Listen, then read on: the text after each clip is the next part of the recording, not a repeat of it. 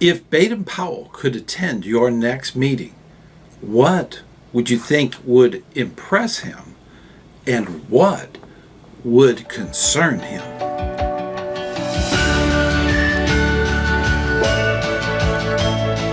Hey, ScouterStan! I tell you what, this is the first one of season 15. It's hard to believe, but there's a lot of videos on the channel.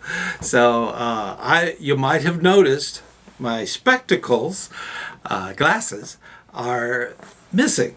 And the reason for that is I've gone through some surgery on my eyes. By the time you see this, the left eye will no longer be blind, and I'll be able to see with both eyes. So it's going to be just fine. The first eye went through just fine, and I'm impressed how much vision has been restored. It is absolutely a blessing. But with this, I want to think about Baden-Powell and all of his thoughts regarding scouting. His great scheme, as he called it, of scouting, and all the things that he was doing. And I've often thought, if he was alive today, what would he think of scouting in general? Hey, before we go any further, I want to make sure you know who Baden-Powell is. The founder, the inventor of scouting, okay? We do have a video right up there. Just check out that video, and it will get you right up to speed on who that person was. Very important to know. Baden-Powell was often referred to as BP, so he liked that better. Because that also meant be prepared. So, but BP is the subject this episode. Baden-Powell literally invented the scouting movement, and because of that, it was intentionally left to change and to adapt to things so that over time it would stay relevant. That's the key. Things that don't change go extinct, and that's something that scouting should never do. So traditions are great. Traditions are encouraged, but they shouldn't hold us back in the past. We need to think more of what's going on as a scouting movement. That's the key. Baden-Powell was big on the movement of scouting and how it became a way of almost like a peace movement. And this is something that through my studying where this came about. The very first thing that Baden-Powell would be asking is, are the scouts leading? The scouts, not the adults, the youth, the scouts. Are they leading their unit? Now with Cub Scouts, that's a little bit different. It's leader-led, whereas in a troop, it's all patrols and scout-led. It's all youth-led. So that's the key. He would be looking at it from that point of view. Yes, he did start off Cub Scouting in the UK. The Boy Scouts of America at the time, they started Cub Scouting in 1930. So it's been around quite a while. It's coming up on its big anniversary. But that's the thing. Is the youth really doing the leading? In that, they would probably think about, are the patrol leaders of the patrol actually leading? Are they actually leading by example? Are they leading their patrol in a good, functional way so that they can actually have input on what's going on within the unit? Are the adults actually coaching and mentoring, or are they taking control and directing how things should go? This is important because a lot of times scout leaders, they're not there to do the wrong thing. They do the right thing. And they skip a notch, okay, in that process. We need to mentor. We need to coach, not direct. That's the important thing. And if that's going on, Baden-Powell would be, he'd be shaking his finger. Because a scout is supposed to learn from their mistakes. And we often use the fail, first attempt in learning, as a very, it's normal. That's the important part. It's not that the adult leaders are setting young scouts up, but it's allowing them the ability to have a problem and to be able to overcome it. That's a big thing. The patrol method is the heart of scouting. That cheer, that flag, that whole patrol thing. Now, if you're in Cub Scouts, that would often be the Webelos. The Webelos can actually have a very similar patrol type of environment. Your den leader is going to try to set that up. And that's a wonderful thing. That's like the beginnings of a patrol. Okay, and when they get into a troop, they understand that that's how the troop works. Would Baden-Powell be concerned about overscheduling? Yes, he would. You do not need to schedule every single second of every event. It is critical to have flexibility. And this is something as a scout leader, we need to encourage the youth not to schedule every single second. It's okay, just to do A and B of the plan, okay? It's okay. It should not be planned everything that goes on. Now, those things that go on are activities. These are the activities the scouts want to do. They're the ones who have actually decided on the activity and how to put that activity together. That should be their core thing that they do. This has nothing to do with advancement. Now, advancement, there is a sort of a plan, and as we know as a scout leader, a lot of times it doesn't have to happen in a printed order like it is in the handbook. A lot of times when you're going through the different ranks from scout all the way up to first class, they can work on all of it at the same time. They can get certain things signed off. So that is not a high pressure plan it and do it. Advancement comes along with adventure. Let's have the adventure. Let's do the exciting bits first. And in that, the advancement will come. Merit badge weekends, those are things that happen on a regular basis. And they are scheduled. They are done in a way so that most of the requirements can be finished. It has to do with that advancement, but that's not an adventure, okay? It's something that the scouts want to do, but it's not a canoe trip, a camp out, a major hike. Those are things that adventure is different than, say, a merit badge, which is almost schoolroom type of situation.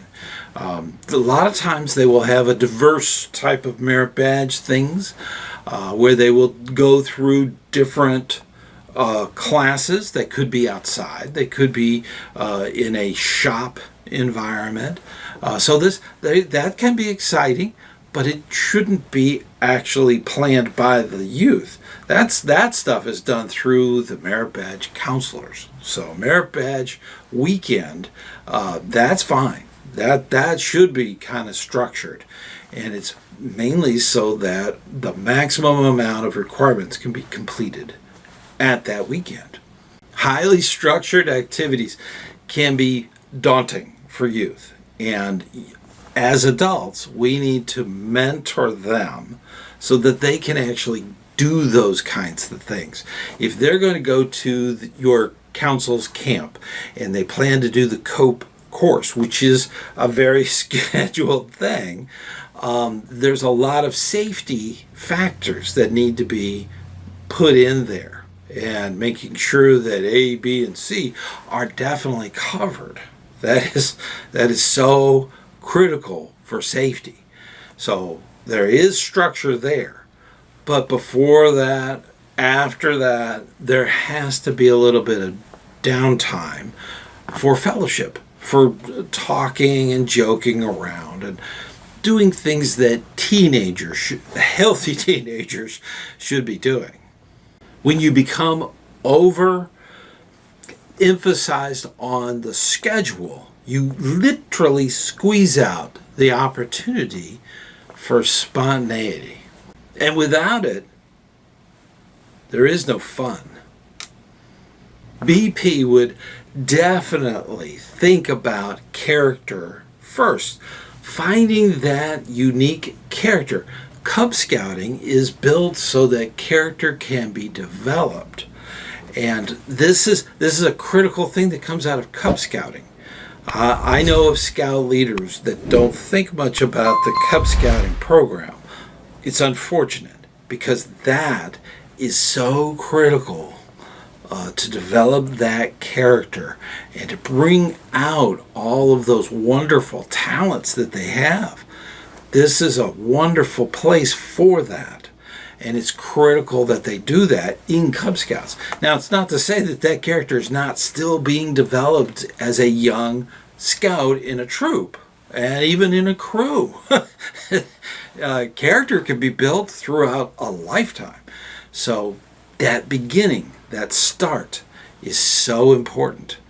This, over time, builds trustworthiness. You know that that scout will get the job done. You know that that scout can be trusted with that task.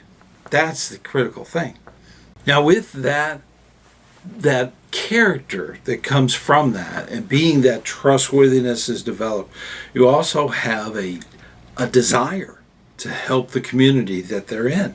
So you'll find these scouts very gung-ho to go clean up a park or do a service project. It's amazing. And that actually helps the scout develop responsibility. With that trust, and then you have the community service, and now you have that responsibility, something that they can actually call their own. That's what's so neat about it. And it just builds and builds. We know this as scout leaders. We see this happening. So it's important that we keep that going. As a mentor, as a coach, you are to help them, giving them the advice, giving them the ability to do those things. Now, I believe that BP would be asking a simple question. Are we getting outside enough?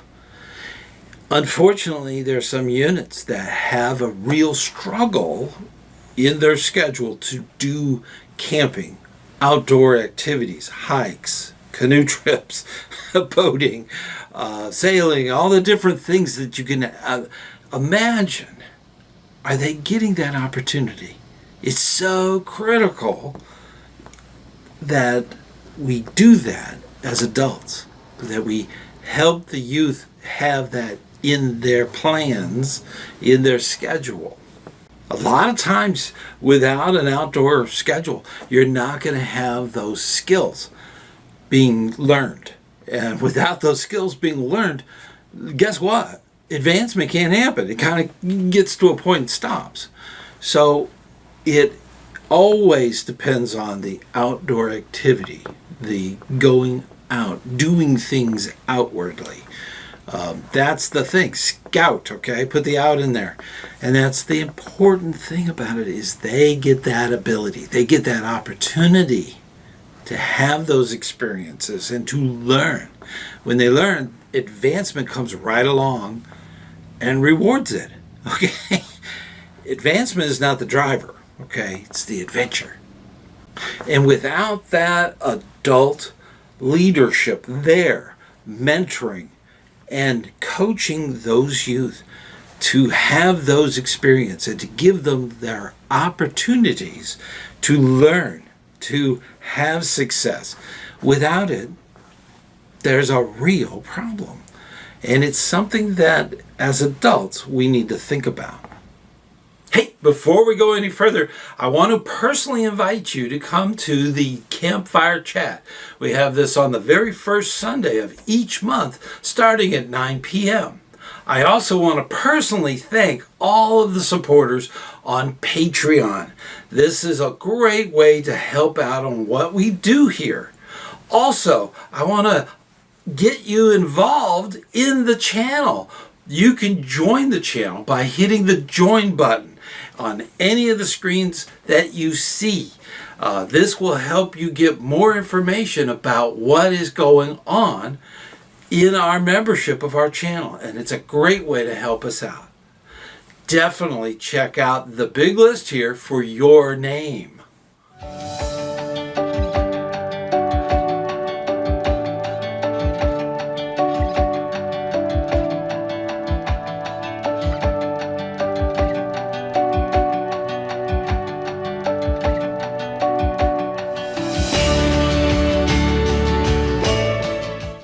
Would Baden-Powell encourage more fun? Yes, especially when it comes to games. Games are a wonderful way to really get the group going and involved in a very active thing. There's a lot of really cool games where it's physical and they move around and they do all kinds of things. There's great resources in the description. So if you hit the more button on the descriptions, you'll see there's a lot of links. So that's a great place for resources. And that was huge with Scouts. In the early days, it was very important that there be activities that would not only be fun, but learning. You would have experiences in there, the opportunity of learning something new. Now, if you've been in scouting for a while, you always have a lot of fun around the campfire. There's a ton of skits and songs and different things. Songs are not as popular with teenagers. That happens, okay? They have this built-in, I don't want to be embarrassed or I don't want to be embarrassing. That's the thing about singing. So, but if they just understand that all scouting songs are in the key of L, loud and lousy. Okay. That's, sing to their hearts go. That's the thing. And it's amazing if you get teenagers starting to sing those songs, the fun things, the fun songs. The camaraderie that comes out of that is amazing. Absolutely amazing. I know of a patrol that has a patrol song. They always sing at every campfire. So they look forward to it. It's amazing. and that patrol loves competition with the other patrols. They love it. Okay, it was a big troop, so there was a lot of different patrols, and they were just always having a blast and having that patrol competition. Typically with a scout meeting, with a troop meeting, there's a beginning, and then there's the games, and then there's the middle part, and then the closing. So that's kind of the structure. That game is so critical. Now, you can have more than one game. You could have one at the beginning with the gathering, at the beginning of it, and you could have one after. So you could have 3. But that one in the middle should have patrols competing against one another and having fun. That's the key. Have fun first. The lesson or the opportunity will come later. Tradition is a huge thing in scouting. Flags and different openings that happen. It seems that when the PLC, the Patrol Leaders Council, goes through the process of assigning tasks, they always switch out which patrol does flags at the beginning and which one does it on the outbound. Usually it's the same one, but sometimes you have these big troops that have more than, say, 5 or 6 patrols, so you got to kind of switch it up a little bit. So, but those traditions, those are awesome, and having patrols participating in that tradition is, I believe, would make Baden-Powell very happy. Baden-Powell would probably be absolutely amazed by some things today that just wasn't in the wheelhouse of people of that time. And Baden-Powell would probably, I don't know what he would think. I think he'd be fascinated at first about the screen addiction that we have going on with youth, that always being there. I think that would fascinate him at first and disappoint him in some ways, because it is so interesting, the differences between people of his time and us of today. YouTube, this wasn't even in the wheelhouse, okay? That was not what Baden-Powell was thinking about at all, okay, his entire life. That was something, even television was new, when he was old. So it's quite amazing what he would think of with cell phones. But what he would be impressed with is the safety focus that we have as adult leaders. We're more focused now than ever before on safety. Safety is the job number one for all adults. And this is something that would really impress Baden-Powell, because, that's the thing. It was assumed. It was assumed. Safety was assumed. And adventures were done in a certain way so that they didn't have those issues.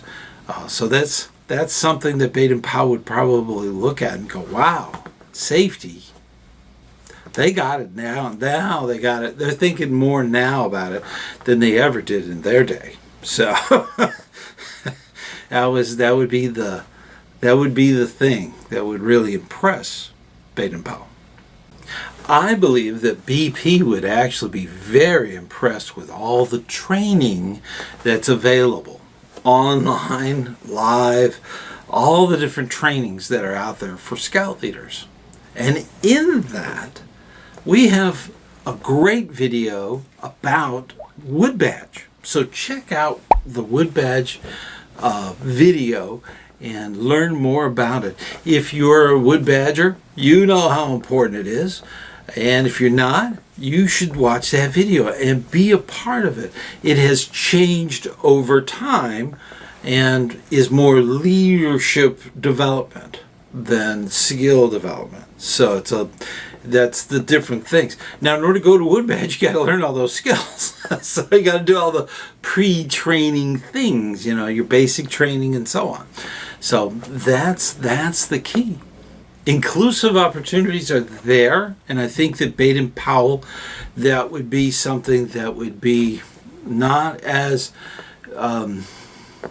he wouldn't be aware of it. Let's put it that way. The Gordian era, that type of the turn, 1900, there was a lot of problems, but it's their culture from the 1800s, the late 1800s. It had a very empire thing going on, and it would be difficult to say Baden-Powell would have a favorable or not favorable about all the inclusiveness that scouting exists today.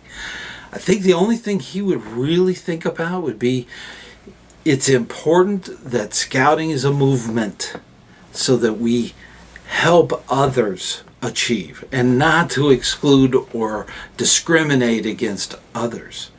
It was important for him, and he, from his standpoint, it was mainly religion that was the thing. It didn't matter what religion. Well, that changes over time. And that kind of carried through to today. And then we have all the different people, the diversity of different people that are in scouting. I think that, given all that time, over 100 years, I think given all that time, he would be very happy about it, today. In the past, I don't know what he would think. No one would. He wouldn't even know what he thought well after the Second World War. I mean, he died during the Second World War. So how did he know how that turned out? That's the thing. You have to kind of think, well, if he was somebody who's able to look back at history and look back in that time, and they lived to the present day, well, over 100 years later, they would see a different and have a different point of view. I don't think it would be bad. I think they would be very favorable towards scouting because it was a scouting movement, and that was a big thing for him that Baden-Powell wanted. Baden-Powell would probably challenge adults, and there would be some things that he would want to talk to the adult leadership today. And one of the big things he would ask, are we solving youth problems for them and too quickly? Are we giving the youth an opportunity for responsibility? That is huge. That is so big and in so many ways.